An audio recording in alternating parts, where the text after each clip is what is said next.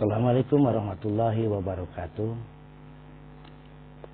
Salam Rahayu, Sampurasun, salam Pancasila. Alhamdulillah wa syukru ala ni'amillah. La haula wa la quwata illa billah. Wa ala alihi wa sahbihi wa mawalah amma ba'du. Pada episode ini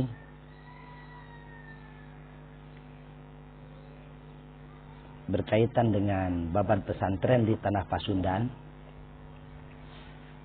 saya ingin melanjutkan episode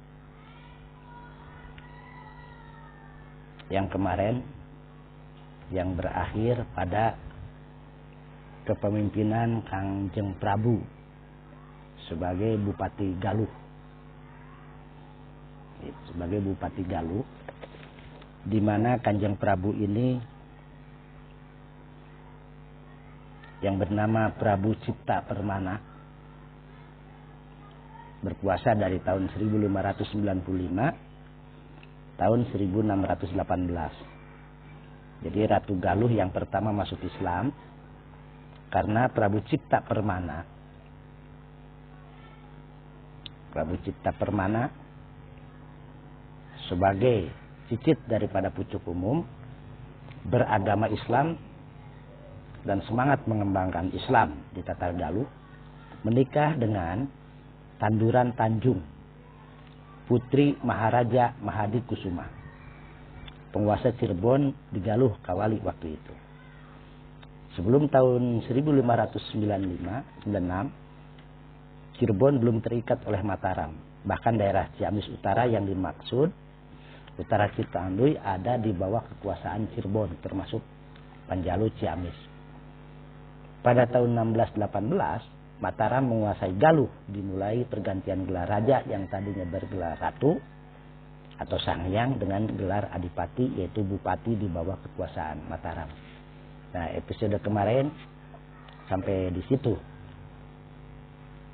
Oleh karena itu, dalam episode ini silakan sebelum menyimak lebih jauh, lakukan subscribe, komentar, kemudian like dan share agar bermanfaat videonya bagi generasi muda, terutama para kiai, para santri, dan para alumni pondok pesantren untuk mengetahui lebih jauh tentang berdirinya pondok pesantren dan perkembangannya di Tatar Sunda.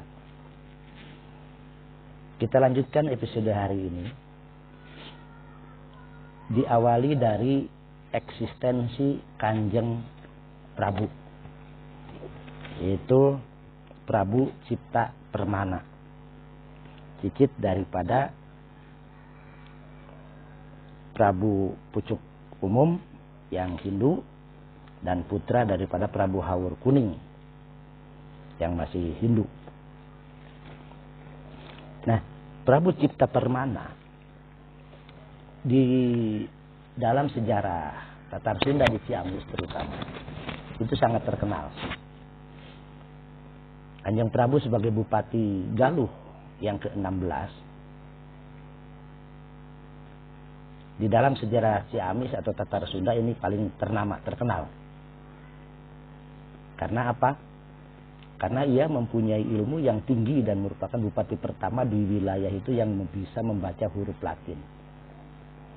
Jadi yang pertama kali bisa membaca huruf Latin dan ahli waktu itu yaitu Kanjeng Prabu sebagai Bupati Galuh, yaitu yang bernama Prabu Cipta Permana.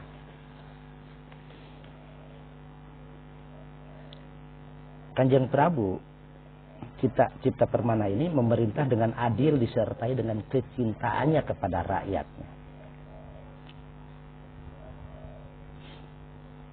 Nah, kemudian Kanjeng Prabu ini memimpin Galuh dari tahun 1839 sampai 1886. Pada masa kepemimpinannya, pemerintah kolonial Belanda saat itu sedang menjalankan tanam paksa, kerja rodi Sebetulnya di Tatar Priangan sejak tahun 1677 sudah dilaksanakan juga apa yang disebut dengan Priangerstelsel, istilah Belanda, atau sistem periangan yang berkaitan dengan komoditi kopi.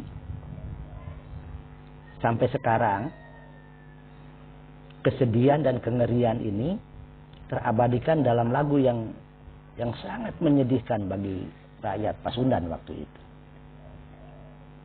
Zaman saya kecil dan mungkin semua para kiai atau para ajengan juga merasakannya ini, ada satu lagu Sunda yang sebenarnya adalah ekspresi daripada kesedihan rakyat Sunda waktu itu. Nah, lagunya seperti ini. Deng pleng deng dek buah kopi rarang deyan, ingkeun saderek ulah rek di harereyan. Deng pleng deng dek buah kopi rarang deyan, ingkeun saderek ulah rek di harereyan. Deng pleng deng dek buah kopi rarang deyan, ingkeun saderek ulah rek di harereyan. Nah, lagu ini menggambarkan seorang wanita yang sedih berkepanjangan karena ditinggal suaminya. Karena suaminya itu rata-rata dipaksa untuk mengikuti kerja dalam tanam paksa zaman Belanda. Dari Priangerstelsel ini di tempat lain dimekarkan menjadi Kalterstelsel. Jelas di Kabupaten Galuh ini bukan cuma komoditi kopi yang dipaksa harus ditanam oleh rakyat, tetapi juga nila. Proyek nila ini menimbulkan insiden panbas yang menyebabkan Bupati Imban Negara dicopot dari jabatannya. Nah, Imban Negara ini Ciamis. Sungai Citarum menjadi pembatas antara kerajaan Sunda dan kerajaan Galuh. Nah, tentu saja Kanjeng Prabu bersedih dan prihatin menyaksikan rakyatnya dipaksa harus menanam kopi dan nila. Sementara hasilnya diambil alih oleh Belanda. Jadi rakyat Galuh ini bekerja rodi menanam kopi dan nila, tetapi hasilnya itu dibawa Belanda. Dan para pekerjanya tidak mendapat apa-apa. Karena rakyat hanya kebagian mandi keringatnya. Cuma kebagian repotnya saja. Meninggalkan anak, istri, dan keluarga sehari-hari hanya mengurus kebun kopi dan teh. Di zaman tanam paksa kopi inilah, saat kelahiran tembang sedih Deng Kleng Deng Dek yang saya nyanyikan tadi, tertulis dalam majalah Mangle, gitu, bahwasanya tembang dramatis Deng Kleng Deng Dek ini akan menjadi inspirasi kebangkitan daripada golongan-golongan miskin yang ada di Tatar Galuh waktu itu.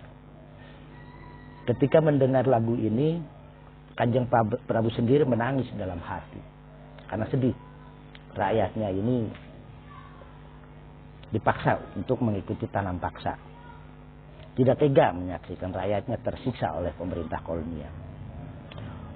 Oleh karena itu, beliau mengambil satu kebijakan untuk mengurangi nestapa rakyat, kesengsaraan rakyat Galuh, agar selama bekerja tanam paksa tidak sampai perasaan kehilangan kerabat itu mengharu biru setiap waktu.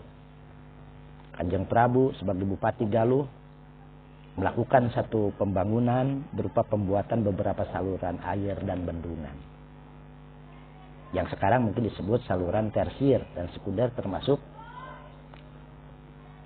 dam atau bendungan yang kokoh. Sampai kini bukti-buktinya masih ada, yaitu saluran air Garawangi yang dibangun tahun 1839. Kemudian di Cikatomas, Tasikmalaya tahun 1842. Tanjung Manggu yang lebih terkenal dengan sebutan Nagawiru dibangun 1843, dan saluran air Wangun Reja tahun 1862. Jadi Bupati membangun saluran-saluran irigasi untuk kepentingan pertanian. Selanjutnya Kanjeng Prabu sebagai bupati yang kaya akan ilmu pengetahuan dan tidak bisa tidur sebelum berbakti pada rakyat itu membuka lahan persawahan. Jadi setelah membangun irigasi, membuka lahan persawahan baru dan kebun kelapa di berbagai tempat. Malah untuk sosialisasi kelapa, setiap pengantin lelaki saat seserahan diwajibkan untuk membawa tunas kelapa. Jadi setiap orang yang mau kawin itu wajib membawa tunas kelapa kitri. Yang selanjutnya kelapa-kelapa itu oleh para calon pengantin ditanam di halaman rumahnya tempat mereka mengawali perjalanan bahtera rumah tangga. Jadi setiap calon pengantin harus membawa bibit kelapa. Nah, ini bisa diteruskan ini perjuangan ini ke depannya. Dari zaman Kanjeng Prabu, perkebunan kelapa di Galuh Ciamis menjadi sangat subur. Kenapa? Karena setiap calon pengantin yang akan menikah itu wajib membawa bibit kelapa. Sehingga di daerah Galuh ini dari mulai Pangandaran sampai di kotanya itu berkembang tanaman kelapa. Dalam waktu tak terlalu lama Ciamis terkenal menjadi gudang kelapa yang paling makmur di Priangan Timur. Banyak pabrik minyak kelapa didirikan oleh para pengusaha, terutama Tionghoa. Yang paling tersohor adalah Guan Hin, yang oleh lidah orang Galuh menjadi Guan Hin. Lalu pabrik Hauyen dan pabrik di Pawarang yang terkenal disebut Olpado.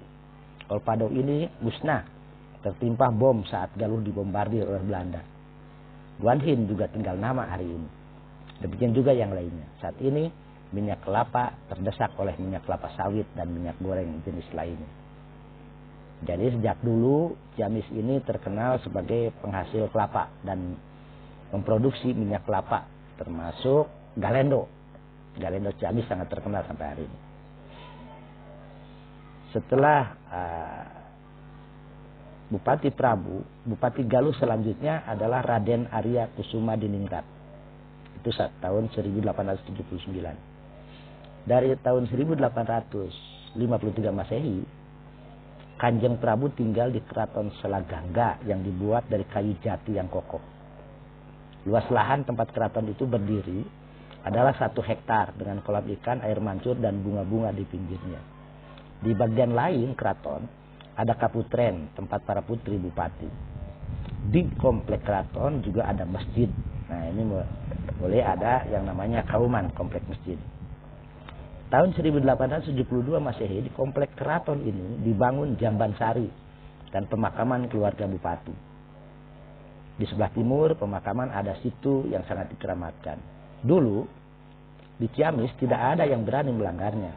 Orang Galuh percaya air situ itu mengandung khasiat seperti yang dituliskan oleh Kanjeng Prabu dalam guguritan yang dibuatnya. Jamban tinakdir yang agung, caina tambak penyakit. Amal jariah kaula Bupati Galuh Ciamis Arya Kusuma Diningrat, medali emas pajeng kuning. Artinya jamban takdir dari yang agung, akhirnya penyembuh penyakit. Amal jariah saya Bupati Galuh Ciamis Arya Kusuma Diningrat, medali emas pajeng kuning. Menurut para menak Galuh zaman sekarang, terutama keturunan Kanjeng Prabu, zaman dulu guguritan yang disusun dalam pupuk kinanti ini suka dinyanyikan oleh anak-anak sekolah raya. Selain bangunan untuk kepentingan keluarga bupati, Kanjeng Prabu juga membangun gedung-gedung pemerintahan dan sarana lainnya. Antara tahun 1859 sampai 1877, pembangunan terus tanpa henti. Diawali dengan dibangunnya gedung pemerintahan Kabupaten Yang Megah, tepatnya di gedung DPRD sekarang, menghadap utara. Lantas gedung untuk asisten residen, yang sekarang menjadi gedung negara atau gedung kabupaten, sekaligus tempat tinggal bupati sekeluarga. Bangunan lainnya adalah markas militer, rumah pemasyarakatan, masjid agung, gedung kantor, dan telepon. Tampaknya Kanjeng Prabu sama sekali tidak melupakan satupun kepentingan masyarakat. Pada saat beliau menjabat bupati, pendidikan ini lebih diutamakan. Dan bupati sendiri waktu itu adalah fasih dalam berbahasa Prancis. Untuk pendidikan putra-putri putranya dan kadang keluarga bupati sengaja dipanggil guru Belanda ke kantor kabupaten untuk mengajar membaca dan berbicara bahasa Belanda. Tahun 1862, Kanjeng Dalam mendirikan sekolah Sunda. Tahun 1874, sekolah Sunda yang kedua berdiri di Kawali. Sekolah-sekolah ini merupakan sekolah pertama di Tatar Sunda. Jadi yang pertama mendirikan sekolah Sunda ini yaitu Bupati Ciamis Kanjeng Prabu tahun 1862 dan sampai 1874. Dalam upaya menyebarkan agama Islam, nah ini penting dicatat oleh kita. Bupati Ciamis Kanjeng Prabu mempunyai cara-cara tersendiri, terutama dalam upaya menghilangkan kepercayaan sebagian masyarakat yang masih menyimpan sesembahan berupa arca batu setinggi manusia. Jadi dulu masih ada peninggalan-peninggalan kerajaan Galuh yang Hindu. Bupati Ciamis Kanjeng Prabu sengaja suka mengadakan silaturahmi dan pengajian dengan mengajak serta masyarakat. Dalam kumpulan seperti itulah, dalam pengajian dan sebagainya, ia mengajak rakyatnya supaya mereka setiap akan pergi ke pengajian dan perkumpulan membawa arca yang ada di rumahnya masing-masing untuk dihancurkan. Jadi arca-arca yang dulu ada di rumah warga Galuh yang waktu itu masih di bawah kekuasaan rajanya beragama Hindu, itu dalam kegiatan pengajian oleh bupati sudah dibawa. Tujuannya untuk dihancurkan.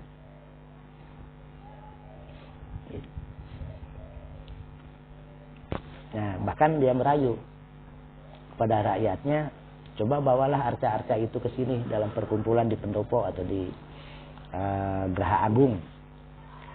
Nanti arca-arca ini disatukan. Nah, setelah disatukan baru dibakar atau dihancurkan. Nah, rakyat saat itu ya setuju aja.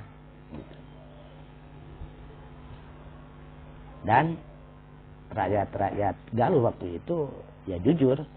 Karena setiap rumah waktu itu mempunyai arca. Dan demikian Bupati Galuh pertama gitu, tanpa memakan waktu lama dengan secepat mungkin, arca-arca yang ada di rumah penduduk masing-masing itu mulai hilang. Jadi sirna. Sehingga masyarakat Galuh beribadah dengan sungguh-sungguh memuji keagungan Allah. Dari mulai sanalah Islam sebagai agama mulai berkembang di seputaran Galuh. Sementara arca-arca yang dikumpulkan rakyat ditumpuk begitu saja di Jambansari. Sekelilingnya ditanami pohonan yang rimbun. Itu sebabnya sekarang banyak arca di pemakaman Kanjeng Prabu di Selagangga. Jadi arca-arca itu dulu dikumpulkan di pendopo lah gitu. Kanjeng Prabu ini merupakan bupati pertama di Tatar Sunda yang bisa membaca aksara Latin. Juga mempunyai ilmu kebatinan yang tinggi. Menurut cerita dari masyarakat Galuh, Kanjeng Prabu juga menguasai makhluk gaib yang biasa disebut onom. Jadi onom ini adalah peliharaan Bupati Ciamis. Tahun 1861 Masehi, jalan kereta api dibuka untuk melancarkan hubungan antar warga dari Tasik ke Manunjaya, Cimaragas, Banjar terus sampai ke Yogyakarta. Kanjeng Prabu sebagai Bupati Galuh segera mengajukan permohonan supaya jalan kereta api bisa melewati kota Galuh, pusat kabupaten, dan bukan melewati Cimaragas, Manunjaya. Biaya pembuatannya memang jadi membengkak sebab perlu dibuat jembatan yang panjang. Nah, ini lahirlah jembatan Cirahong yang di atasnya ini adalah sebagai rel dan karang pucung. Tapi akhirnya Belanda menerima permohonan itu, walaupun stasiun yang dibangun Belanda kini sudah tua. Tapi Ciamis sampai kini dilewati jalan kereta api, diantaranya kereta api Galuh. Jadi bukti kesejarahan ini adanya jembatan penghubung Cirahong sebagai rel menghubungkan Tasikmalaya dan Ciamis. Tahun 1886 Kanjeng Prabu lengser ke Prabon. Jadi berhenti sebagai bupati secara formal. Kemudian jabatannya dilanjutkan oleh putranya yang bernama Raden Adipati Arya Kusuma Subrata. Namun walaupun Kanjeng Prabu ini pensiun dari jabatan bupati formal, tapi beliau tidak hanya diam, gitu. Ia masih terus berbenah dan membangun Galuh Ciamis membantu putranya. Masih pada zamannya berkuasa, Kanjeng Prabu Bupati Ciamis yang pertama ini membuat satu undang-undang agraria. Oleh sebab itu di Galuh banyak perkebunan swasta, diantaranya Lemah Mendut, Bangkelung, Gunung Bitung, Panawangan, Dalar Bacaan, dan Sindang Rasa. Karena berdasarkan undang-undang agraria yang dibuat pada masa kepemimpinan Bupati Kanjeng Prabu. Tahun 1915 Masehi, Kabupaten Galuh secara resmi masuk ke Karesidenan Priangan dan sebutannya menjadi Kabupaten Ciamis. Nah, ini mulai berubah Kabupaten Galuh. Tanggal 1 Januari 1926, Pulau Jawa dibagi menjadi 3 provinsi, yaitu Jawa Barat, Jawa Tengah, dan Jawa Timur. Jawa Barat dibagi menjadi 5 karesidenan, 18 kabupaten, dan 6 kota praja. Ciamis selanjutnya masuk ke Karesidenan Priangan Timur. Di lokasi Keraton Selagangga, Kanjeng Prabu juga membuat Masjid Megah. Orang dipercayai untuk mengurus dan menghidupkannya adalah Haji Abdul Karim. Jadi bikin Masjid Megah, yang sekarang Masjid Agung Kabupaten Ciamis.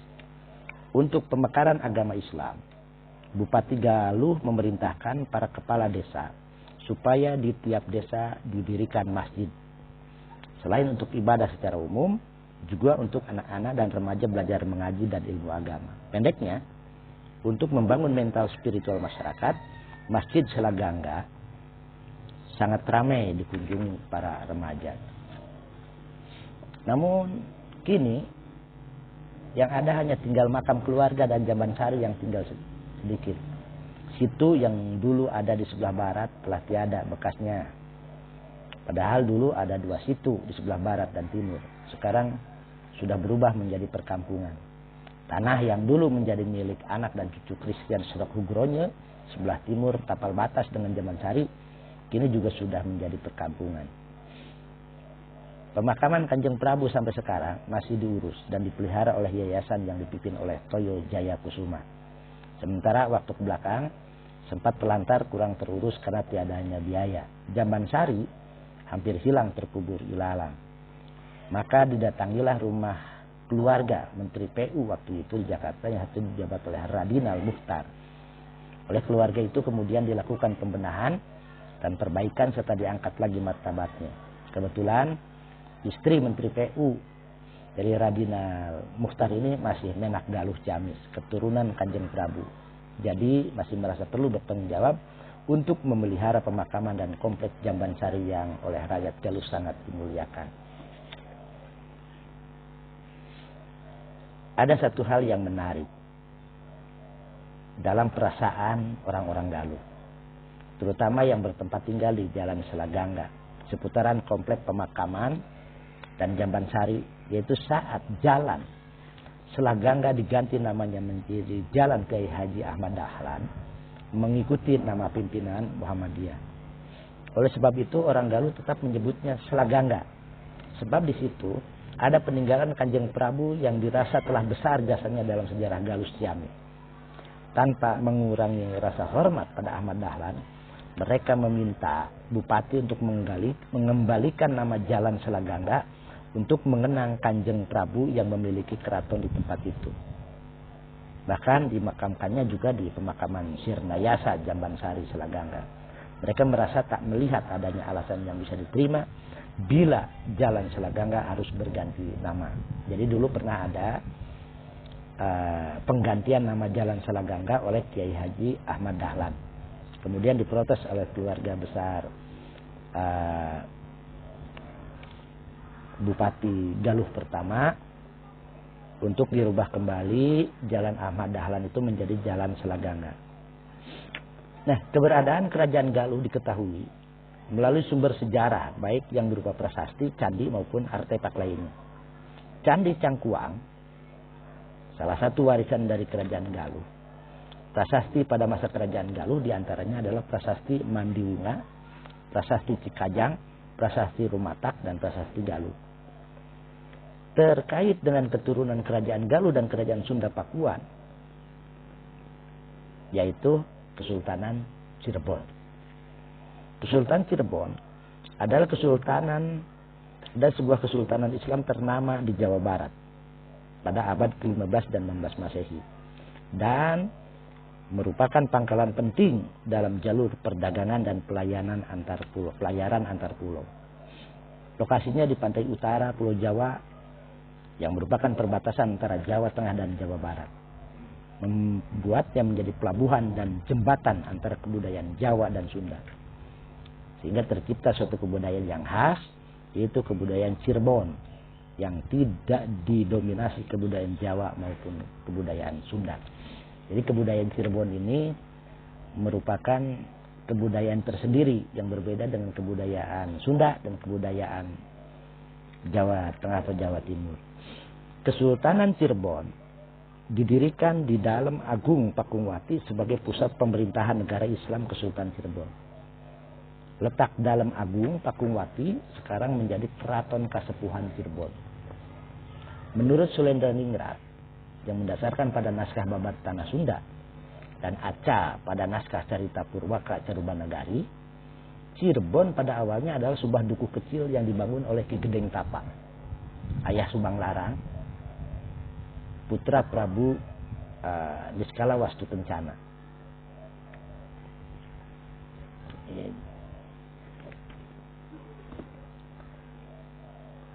Yang lama-kelamaan berkembang menjadi sebuah desa yang ramai dan diberi nama Caruban.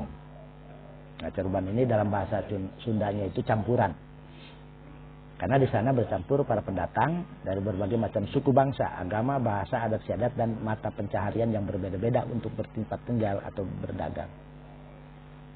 Mengingat pada awalnya Cirebon sebagian besar mata pencaharian masyarakatnya adalah sebagai nelayan, maka berkembanglah pekerjaan menangkap ikan dan rebon. Rebon ini udang kecil di sepanjang pantai, serta dilakukan pembuatan terasi yang bahannya dari rebon, petis, dan garam. Dari istilah air bekas pembuatan terasi, balenrang, dari udang rebon inilah berkembanglah sebutan cai rebon, bahasa Sunda, air rebon, yang kemudian menjadi Cirebon. Dengan dukungan pelabuhan yang ramai dan sumber daya alam dari pedalaman, Cirebon kemudian menjadi sebuah kota besar dan menjadi salah satu pelabuhan penting di pesisir utara Jawa, baik dalam kegiatan pelayaran dan perdagangan di Kepulauan Nusantara maupun dengan bagian dunia lain. Selain itu, Cirebon tumbuh menjadi cikal bakal pusat penyebaran agama Islam di Jawa Barat atau Pasundan. Perkembangan awal kota Cirebon tidak lepas dari peranan Ki Gedeng Tapa, atau dikenal juga Ki Gedeng Dumajan Jati. Dia adalah seorang mangkubumi dari kerajaan Singapura. Kerajaan ini ditugasi untuk mengatur pelabuhan Muara Jati Cirebon setelah tidak adanya penerus tahta di kerajaan tetangganya, yaitu Surantaka. Setelah anak perempuan penguasanya, yaitu Nyi Ambedkasi, menikah dengan Jaya Dewata Prabu Siliwangi. Perkembangan Cirebon juga ada peran Cheng Ho. Persahabatan Cheng Ho dengan Ki Gedeng Tapa dibuktikan dengan dibangunnya mercusuar Muara Jati dan Masjid Kung Wu Ping di Cirebon. Cheng Ho dalam misi diplomatiknya sempat berlabuh di pelabuhan Muara Jati Cirebon 1415 Masehi. Kedatangan Cheng Ho disambut oleh Ki Gedeng Tapa. Cheng Ho kemudian memberikan cenderamata berupa piring yang bertuliskan ayat kursi. Piring ini sekarang tersimpan di Keraton Kasepuhan, Kesultanan Kasepuhan Cirebon. Cheng Ho dan anak buahnya kemudian berbaur dengan warga sekitar dan berbagi ilmu pembuatan keramik, penangkapan ikan, dan manajemen pelabuhan. Kung Wu Ping, Panglima Angkatan Bersenjata pada armada Cheng Ho, kemudian menginisiasi pendirian sebuah mercusuar, bahasa Cirebon itu Prasada Tunggang Prawata, untuk pelabuhan Muara Jati. Pembangunnya kemudian mengambil tempat di Bukit Amparan Jati. Pemukiman warga Muslim Tionghoa di Cirebon pun berkembang karena dibangun di sekitar Prasada Tunggang Prawata Bukit Amparan Jati, sekitar di wilayah Sembung, Sarindil dan Talang, lengkap dengan masjidnya. Pemukiman di Sarindil ditugaskan untuk menyediakan kayu jati guna perbaikan kapal-kapal. Pemukiman di Talang ditugaskan untuk memelihara dan merawat pelabuhan. Dan pemukiman di Sembung ditugaskan memelihara mercusuar. Ketiga pemukiman Tionghoa Muslim tersebut secara bersama-sama ditugaskan untuk memasok bahan-bahan makanan untuk kapal-kapal. Namun sayang, masjid di wilayah Talang sekarang telah berubah fungsinya menjadi sebuah kelenteng. Pada kedatangan Pangeran Walangsungsang dan Nyimas Larasantang ke Cirebon untuk memperdalam agama Islam, Pangeran Walangsungsang kemudian membangun sebuah tempat tinggal yang disebut Gedong di Tanah tahun 1428 Masehi, yang sekarang menjadi bagian dari komplek Keraton Kanoman atau Kesultanan Kanoman. Setelah mendapatkan pengajaran agama yang cukup, Pangeran Walangsungsang dan Nyimas Larasantang kemudian menunaikan ibadah haji ke Mekah. Di sana, Nyimas Larasantang kemudian menunaikan haji ke Mekah, menemukan jodohnya yaitu seorang pembesar Arab Mesir, dan menikah dengan Nyimas, tidak ikut kembali ke Cirebon. Sepulangnya dari melaksanakan haji, Pangeran Walangsungsang diminta oleh gurunya untuk membuka lahan guna membuat perkampungan baru sebagai cikal bakal negeri yang ia cita-citakan. Setelah memilih dari beberapa tempat, akhirnya diputuskan perkampungan baru tersebut akan dibangun di wilayah Kebon Pesisir. Menurut sejarah lisan dan sebagian babad mengenai masalah ini, dikatakan bahwasannya Pangeran Walangsungsang, putra Prabu Siliwangi, diperintahkan oleh gurunya Syekh Datuk Kahfi atau Syekh Nurjati untuk membuka lahan di wilayah Kebon Pesisir. Tetapi dikatakan bahwa di Kebon Pesisir tidak sepenuhnya kosong, karena sudah ada sepasang suami istri yaitu Ki Danusela dan istrinya yang tinggal di sana. Akhirnya sebagai bentuk penghormatan, maka Ki Kuwu, kepala desa Caruban yang pertama yang diangkat oleh masyarakat itu adalah Ki Danusela dengan gelar Ki Gedeng Alang-Alang. Sebagai pangraksa bumi atau wakilnya diangkatlah Raden Walangsungsang yaitu putra Prabu Siliwangi dan Nyimas Subang Larang atau Subang Kanjang yang tak lain adalah putri dari Ki Gedeng Tapa. Setelah Ki Gedeng Alang ini wafat, Walangsungsang yang juga bergelar Ki Cakra Bumi diangkat menjadi penggantinya sebagai Kuwu atau lurah yang kedua dengan gelar Pangeran Cakra Buana. Pada masa pemerintahan Ki Danusela sebagai Kuwu Kebon Pesisir, dibangun juga tajub atau musola. Yang pertama di wilayah tersebut atas prakarsa dari menantunya yaitu Pangeran Walangsungsang. Tajub tersebut bernama Tajub Jalagrahan. Pangeran Cakrabuana adalah keturunan Pajajaran. Putra pertama Sri Baduga Maharaja Prabu Siliwangi dari istrinya yang pertama bernama Subang Larang, putri Ki Gedeng Tapa, cucu dari Niskala Wastu Kencana. Raden Walangsungsang, ia mempunyai dua orang saudara seibu, yaitu Larasantang dan Raden Kian Santang. Sebagai anak sulung dan laki-laki, ia tidak mendapatkan haknya sebagai putra mahkota Pakuan Pajajaran. Hal ini disebabkan karena ia memeluk agama Islam, diturunkan oleh Subang Larang ibunya. Sementara saat itu, abad 15, ajaran agama mayoritas di Pajajaran adalah Sunda Wiwitan. Agama leluhur orang Sunda, Hindu dan Buddha. Nah, Sunda Wiwitan ini sekarang masih berkembang di satu daerah Kanekes Baduy yang masih dianut oleh Baduy pedalaman atau Baduy Kajeroan. Itu Sunda Wiwitan. Nah, posisinya digantikan oleh adiknya Prabu Surawisesa, anak laki-laki Prabu Siliwangi, dari istrinya yang kedua Nyai Cantring Manik Mayam. Jadi Walangsungsang ini tidak dinobatkan sebagai Raja Pajajaran karena memeluk agama Islam.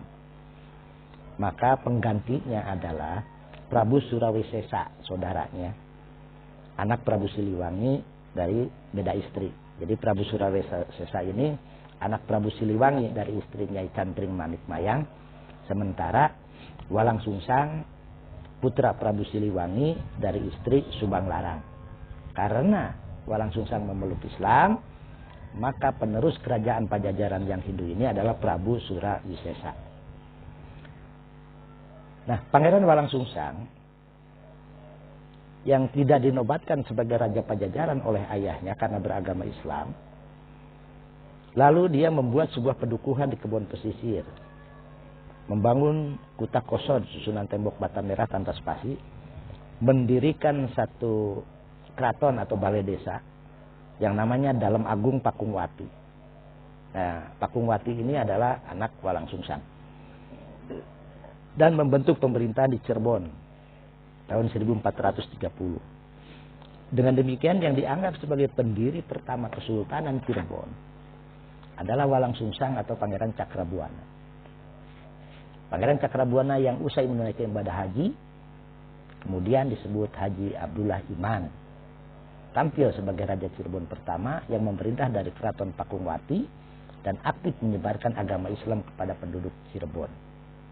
Pendirian Kesultanan ini sangat berkaitan erat dengan keberadaan Kesultanan Demak. Pangeran Walang Sungsang wafat pada tahun 1529 dan dimakamkan di Gunung Sembung, Cirebon. Sampai hari ini banyak diziarahi.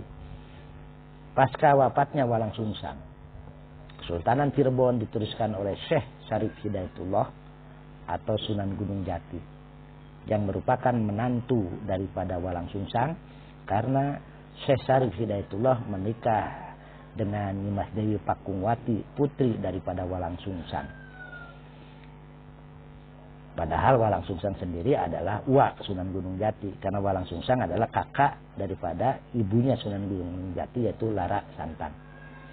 Pada tahun 1478 diadakan sebuah musyawarah para wali di Tuban, Jawa Timur, untuk mencari pengganti Sunan Ampel sebagai pimpinan para wali. Akhirnya terpilihlah Syarif Hidayatullah Sunan Gunung Jati sebagai pimpinan para wali, menggantikan Sunan Ampel. Sejak saat itu, pusat kegiatan para wali dipindahkan ke Gunung Sembung, Kecamatan Gunung Jati, Kabupaten Cirebon, Jawa Barat. Pusat kegiatan keagamaan ini kemudian disebut sebagai Pusar Bumi. Jadi di sini pasca kepemimpinan para wali, yaitu Sunan Ampel, dilanjutkan oleh Sunan Gunung Jati Syarif Hidayatullah, maka pusat kekuasaan para wali beralih dari Surabaya, Ampel ke Cirebon. Maka gelar daripada Sunan Gunung Jati menjadi Wali Kutub. Itu para wali pusat dunia. Pada tahun 1479, kedudukan Pangeran Walang Sungsang sebagai penguasa Cirebon digantikan putra adiknya yakni Syarif Hidayatullah. Syarif Hidayatullah sendiri anak daripada Lara Santang, yang menikah Lara Santang ini dengan Syarif Abdullah Untatuddin Khan dari Mesir, gitu. Kemudian Syarif Hidayatullah ini menikahi Nyimas Pakungwati, putri daripada Walang Sungsang, dan Nyai Indang Gelis, yang setelah wafat dikenal dengan sebutan Sunan Gunung Jati dengan gelar Syarif Hidayatullah bin Maulana Sultan Muhammad Syarif Abdullah Untatuddin Khan, dan bergelar pula sebagai Ingkang Siniwun Kanjeng Susuhunan Jati Purba, penetep panatagama, Aulia Auliaullah Kutubiz Zaman, Khalifatur Rasulullah. Itu gelarnya. Itu Sayyidina Panatagama karena pemimpin agama, pemimpin para wali, dan Senopati Ingalonggo karena memimpin pemerintahan pasca mertuanya atau uaknya Walang Sungsang. Syarif Hidayatullah melalui lembaga Wali Songo selalu mendekati kakeknya yakni Jayadewata Prabu Siliwangi agar berkenan memeluk agama Islam seperti halnya neneknya Nyai Subang Larang, yang memang sudah lama menjadi seorang muslimah jauh sebelum menikah dengan Prabu Siliwangi. Tetapi hal itu tidak membuahkan hasil. Pada tahun 1482 Masehi, pada saat kekuasaan kerajaan Galuh dan Sunda sudah menjadi satu kembali di tangan Prabu Siliwangi, seperti yang tertuang di dalam naskah Purwakacaruba Nagari, karya Pangeran Arya Cirebon, pada tanggal 12 Sofar 887 Hijrah atau tepatnya pada tanggal 2 April 1482 Masehi, akhirnya Syarif Hidayatullah sebagai Raja Sultanan Cirebon membuat maklumat yang ditujukan kepada kakeknya Prabu Siliwangi selaku Raja Pakuan Pajajaran, bahwa mulai saat itu Cirebon tidak akan lagi mengirimkan upeti. Ini maklumat penting. Maklumat tersebut kemudian diikuti oleh para pembesar di wilayah Cirebon. Untuk memperkuat hubungan dengan Kesultanan Demak, Cirebon melakukan hubungan kekeluargaan dengan menikahkan putra-putri kedua kesultanan ini, terutama untuk memperkuat pasukan dalam rangka melawan kerajaan Pajajaran yang Hindu. Ada beberapa keturunan antara Demak dan Cirebon yang ditikahkan, di antaranya Pangeran Maulana Hasanuddin Sabakingking dengan Ratu Ayu Kirana. Nah, Maulana Hasanuddin ini nanti yang memimpin kerajaan Banten. Kemudian Pangeran Jayakelana dengan Ratu Ayu Pambayun, Pangeran Bratakelana dengan Ratu Nyawa atau Ratu Ayu Wulan. Nah, Ratu Ayu dengan Yunus Abdul Qadir atau Pangeran Sabarang Lor atau Adipati Yunus atau Pangeran Yunus yang menikah tahun 511 menjadi Sultan Demak kedua pada 1518 Masehi. Nah, pertumbuhan dan perkembangan yang pesat pada Kesultanan Cirebon dimulailah oleh Syarif Hidayatullah atau Sunan Gunung Jati. Sunan Gunung Jati kemudian diyakini sebagai leluhur dari dinasti raja-raja Kesultanan Cirebon dan Kesultanan Banten, serta penyebar agama Islam di Jawa Barat seperti Majalengka, Kuningan, Kawali, Tasikmalaya, Garut, Sunda Kelapa, dan Banten. Mulai dari kepemimpinan Syarif Hidayatullah inilah perkembangan pondok pesantren mengalami perkembangan yang begitu signifikan, karena selain menyebarkan agama Islam, penyebaran Islam oleh Syarif Hidayatullah itu dilakukan melalui lembaga-lembaga pendidikan, yaitu lembaga pendidikan pondok pesantren. Di sini saya menyimpulkan bahwasanya Syarif Hidayatullah sebagai keturunan daripada Prabu Siliwangi melakukan satu perubahan pengembangan ajaran Islam melalui lembaga pendidikan kemandalaan pada zaman Salaka Negara, dirubah menjadi lembaga pendidikan pondok pesantren. Mudah-mudahan episode ini akan semakin menguak siapa sebenarnya yang mengembangkan pondok pesantren di Tatar Sunda ini. Kita sudah menemukan titik terang bahwa pada masa Sultan Syarif Hidayatullah atau Gunung Jati inilah mulai penyebaran agama Islam di Tatar Sunda. Periode ke depan kita akan bercerita mengenai sepak terjang Syarif Hidayatullah dalam mengembangkan pondok pesantren selanjutnya. Sebelum mengakhiri episode ini, silakan subscribe, komen, pijit loncengnya, like, dan share, sebarkan kepada anak keturunan Sunan Gunung Jati atau Syarif Hidayatullah, dan kepada para kiai, para santri, dan para alumni di Tatar Sunda untuk mengetahui lebih jauh mengenai babat pesantren di tanah Pasundan. Terima kasih. Mohon maaf atas segala kekurangannya. Assalamualaikum warahmatullahi wabarakatuh. Sampurasun, salam rahayu, salam Pancasila.